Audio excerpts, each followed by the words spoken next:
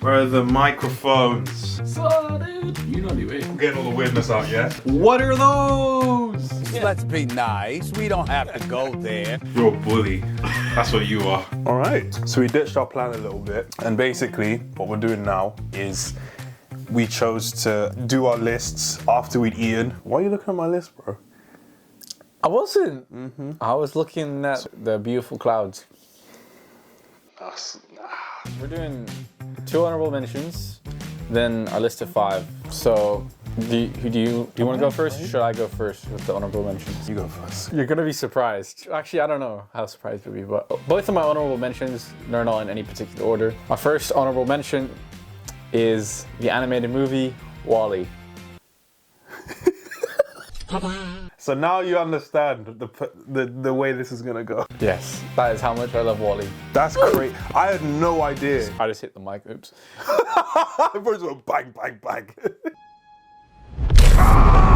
So, the reason is, it just hits me so hard every single time I watch that movie. So you've got the relationship between two robots blossoming throughout the film, and it's just kind of like, it starts out being cute, and then it develops. And you're like, it's just the way they act makes it seem they're more human than they are. And the amount of emotion they're able to convey just through Wall-E's eyes is insane. And then you've got the whole environmental aspects and all of the overarching themes that go with that. I think it's a really good critique on how we treated the earth and why we should be environmentalists. It's a good critique also, I think, on like modern society, on the spaceships and like, just how like we become dependent on technology, we don't do things ourselves. So it hits like the human experience and the human condition on so many levels using robots in an animated movie. So that's why it's on my honorable mentions list. You went quite in depth for an honorable mention. I did. I love it so much. I don't have that. I don't have as much depth. You know, there's limited record time. And no, I'm joking. So, my first honorable mention, I have Into the Spider-Verse. I know a lot of people have the opinion as to whether or not it's the best like Spider-Man movie. I think yes it is, because the way they go about origin, how it's not the traditional origin story, the whole revolutionizing the animation style, like now you've got like the Puss in Boots movie that just came out, which has the same like 12 frames a second animation. Revolutionary is definitely the word. Like the soundtrack. In my most played music for 2022, the Prowlers theme, that's been in there, like maybe in like the top 5 of the all played songs. Because it's just so good. Such a good movie. That's honorable mention number 1 for me. So before Zach and I get into his next pick, him and I both have 2 of the same films in our list. His second honorable mention here will match up with my 4th pick. So instead of listing it in the video, I will just talk about the same film with him in this segment. So with honorable mention number 2, Gladiator. Number 4, Gladiator. It's the best historical movie I've probably ever watched. The insane journey from the injustice at the beginning of the film. Russell Crowe does an amazing job. Film as a cinematic masterpiece. Even from the beginning, it's the fight that happens in the forest. The way it goes with the music. I think it's a very good like redemption story. And for the fact it was made in 2000 and still stands up as well as it does. Even if we're going to talk about quotes, are you not entertained? The way how they made the look of the Colosseum. It's such a visually stunning movie. Okay, so Terminator 1 is my second honorable mention. I'll be back. Watched it recently. I feel like it's too much of recency bias. I might be deep in it a bit too much. It fits a narrative, but what I will say, the character development, mainly of Sarah Connor throughout that movie, counteracts with the robustness, the robotic nature of the Terminator. Like a very interesting contrast that they have, and it's like the separation between why technology is able to go so far, but why it needs humanity to be at the height of its function. That's really what makes it like stand out for me. Okay, here we go into the top 5. I'm not sure how you're gonna react to this. We're coming in at 5, The Dark Knight. Okay. There are no other Dark Knight trilogy movies on this list. Objectively, we have to say it's the best. I have a soft spot for Dark Knight Rises. We've watched Dark Knight Rises more than any other movie probably. But yeah, I mean, I don't really feel like I need to say that much about the movie because it speaks for itself. It just ticks that many boxes. The movie already has a perfect, complete arc,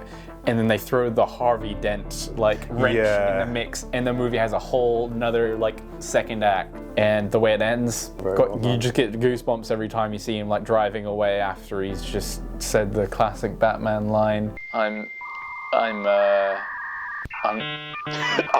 not what this city deserves. I'm the hero this city needs. If I was Christian Bale on set on that day, I would have been like, I'm the city that Gotham deserves, and I'm the Batman that it doesn't need. Number 5 was Coach Carter. As someone who loves basketball, the fact that they're able to have so many different character POVs. Samuel L. Jackson, one of the greatest actors of all time. The way how he really conveys the pressure of not only having to try and get this team to not only get their lives together, but also, you know, play really good basketball. A lot of the issues that happen in the film are to do with family affairs, and then seeing why certain ones of them are so devoted to being as good as they are. Music in it is also fantastic. Yeah. With number 4. Every time we say a number, I get so scared of Saving Private Ryan. I'll just say, every single time I've watched this movie, I've cried. Literally. I hardly ever cry at movies. With this one, it's uncontrollable. Just being a young man like that age, especially, it hits hard. Like, you know, you would have been drafted back in the day. And just starting with the horrific D-Day scene, Tom Hanks, old Matt Damon at the end after everything's happened, did I live a good life? And it makes you think, did I live a good life? It makes you thankful for the people who went before you, who sacrificed. Jumper! Trying to see if I can catch some lightning. Ka-chow. Not a spoiler, I promise. Are you telling me that see. Cars is on your list? I'm not saying anything, bro. What?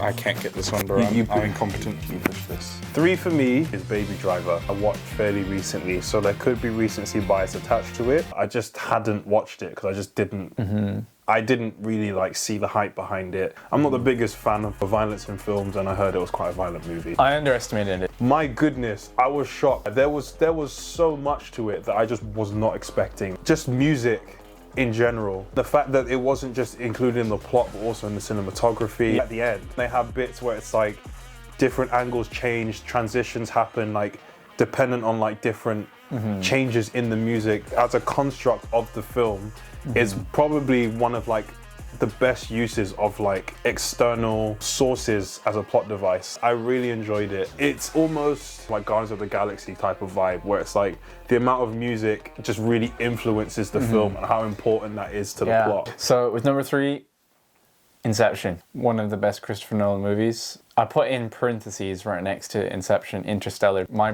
personal preference is Interstellar, but I don't feel like it's justifiable to put it on the list. Inception has the wider reach and more of the artistic prowess, I suppose. One of the best endings of all time. What a concept. It's one of the best blends of pure action and narrative concepts that we've ever seen. Wonderful cast as well. Inception has an insane score as well. The Prestige is number 2 on this list. That's already made such a big point about Christopher Nolan movies. That was lightning, bro. Lightning.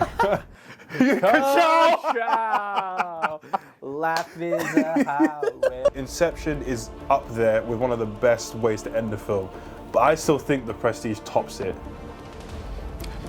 That's not even the main plot twist of the film. It comes like 10 minutes before that.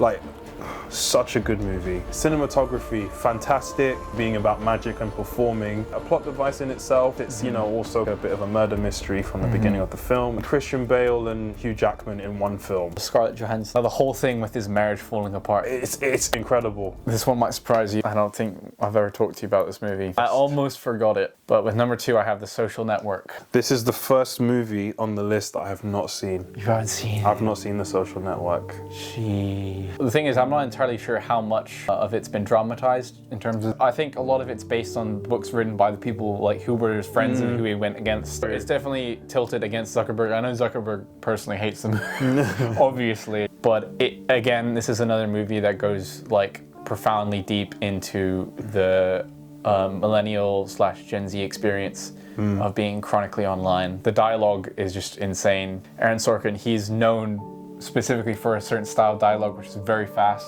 Yeah. You just like, it's like he uses really fast-paced, intelligent people to kind of make it seem more natural for people to be talking really fast and witty. Encapsulates the university experience and makes you think deep and hard about how we view other people and like relationships through the social media lens. At number 1, La La La Land. Okay, as young men, having understood what some of the concepts in this movie, the main thing is to do with the way how the story goes, is that it's able to convey two sides of the what if and reality, about sacrifices that have to be made. It's to do with the passion of what the other person wants and being able to say, to have what we both want, we need to be apart from each other. And that's, personally, I would struggle to make that decision. I have struggled to make that decision before. We've got the colors, the way how it progresses through the film. Everything in the movie is a choice. It's like what you think should happen versus what actually happens versus the consequences of your actions and your choices affecting all of these things together. Just the sheer meaning of the ending. That's one of the most touching endings I think I've ever seen. All right, I think that's all we've got. So we're gonna wrap it up there. Thanks, Zach, for coming on. American made Bud Light Chevrolet. Easy. My mama That's it. End of the video. Bye.